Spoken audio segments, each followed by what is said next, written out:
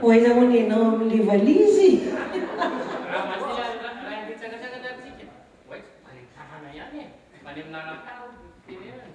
Ho any amin'ny tanàna?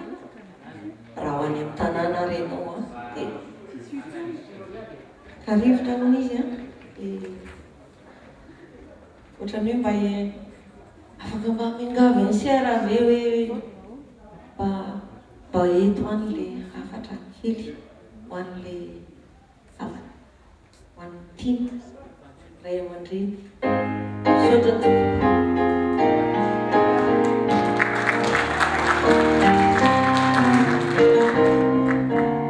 Iangaviko re ianao randalo hoany any mitondry izao teny izao ho afatro akany manginan-davitrany una hoela ty ianao zay omba anyo iangaviko re ianao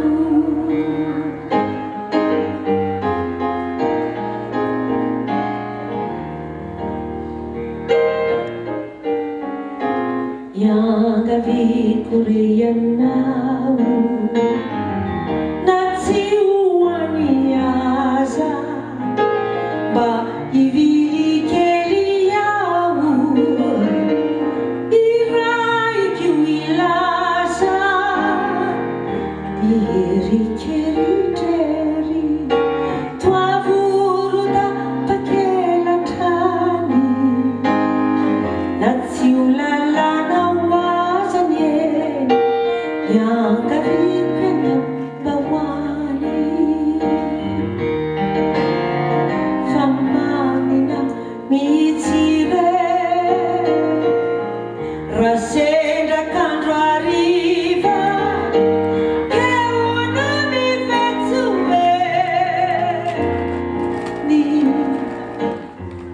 ody efa madivo ody mbola ody foana ody tsy hoela de iaona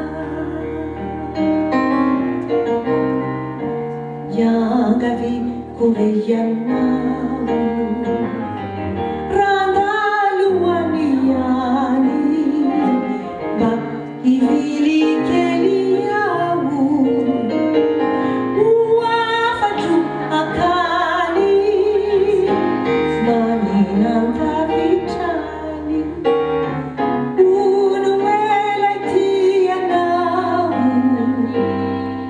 ianao zay omba anyo iangaviko re ianao.